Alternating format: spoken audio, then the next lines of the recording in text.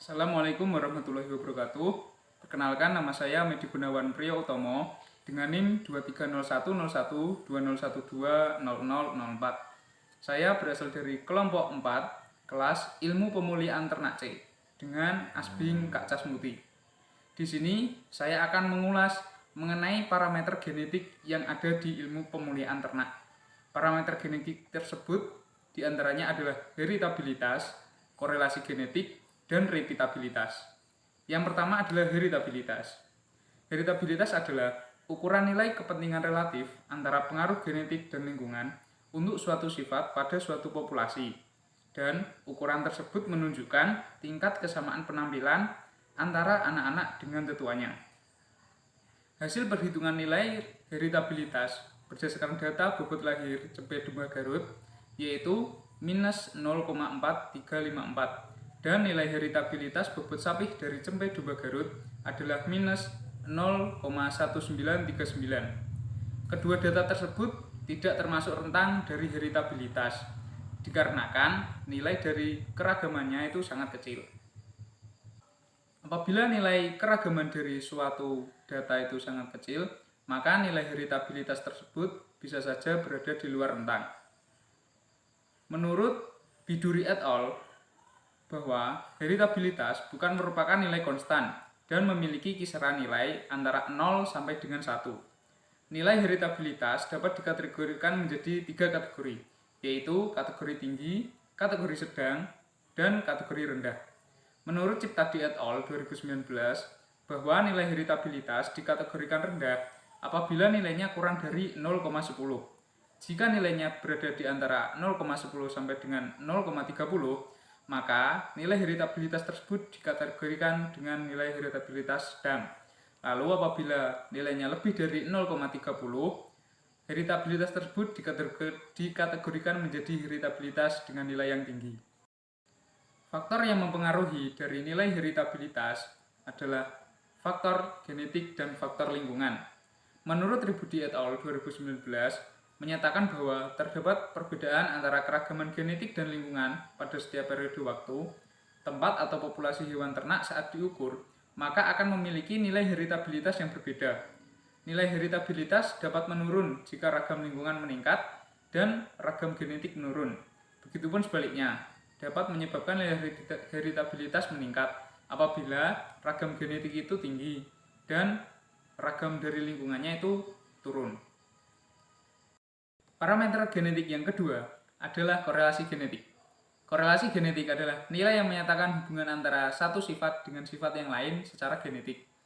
Menurut Mahmud dan Tribudi 2020, bahwa korelasi genetik merupakan tingkat keeratan hubungan antara satu sifat dengan sifat lainnya. Perubahan sifat yang berkorelasi ke arah positif maupun negatif akan semakin tinggi jika nilai korelasi genetik tersebut semakin besar. Perhitungan korelasi genetik pada bobot lahir dan bobot sapi Cempe Domba Garut yang telah saya lakukan menunjukkan nilai minus 1,3162. Nilai tersebut tidak masuk ke dalam nilai rentang dari korelasi genetik. Hal tersebut dikarenakan karena nilai heritabilitas yang rendah itu bisa menyebabkan nilai korelasi genetik tidak masuk rentang.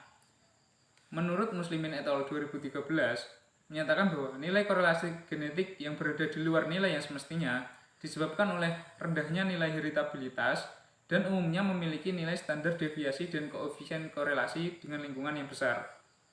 Standar tentang nilai korelasi genetik adalah minus 1 sampai dengan plus 1. Menurut Kurnianto 2019, bahwa koefisien nilai korelasi genetik berada pada angka minus 1 sampai dengan plus 1 yang dibagi menjadi 4 kategori, yaitu kategori positif tinggi, positif rendah, negatif rendah, dan negatif tinggi. Faktor yang mempengaruhi dari nilai korelasi genetik adalah faktor data yang dianalisis, lalu ada juga faktor metode dalam menganalisis data, lalu juga ada asal data. Pendugaan nilai harus menggunakan jumlah dan asal data yang sama dengan metode pengolahan yang sesuai. Selain itu, korelasi genetik juga dipengaruhi oleh faktor gen, yaitu gen pleiotropy atau pleiotropic gen dan gen berangkai atau linked gen yang memunculkan adanya korelasi genetik. Parameter yang ketiga adalah parameter repeatabilitas. Repeatabilitas adalah derajat kemiripan suatu sifat dalam suatu populasi individu yang akan berulang di masa yang akan datang. Menurut Ciptadi et al. 2019, bahwa repeatabilitas adalah suatu ukuran kesamaan tampilan fenotip antara performance sekarang dengan performance di masa yang akan datang pada suatu individu. Repeatabilitas itu ada dua, berdasarkan cara mengukurnya, yaitu repeatabilitas antar kelas dan repeatabilitas dalam kelas. Repeatabilitas antar kelas adalah metode perhitungan nilai repeatabilitas yang dihitung menggunakan dua data hasil produksi. Sedangkan repeatabilitas dalam kelas adalah perhitungan nilai repeatabilitas dengan menggunakan lebih dari dua data hasil produksi.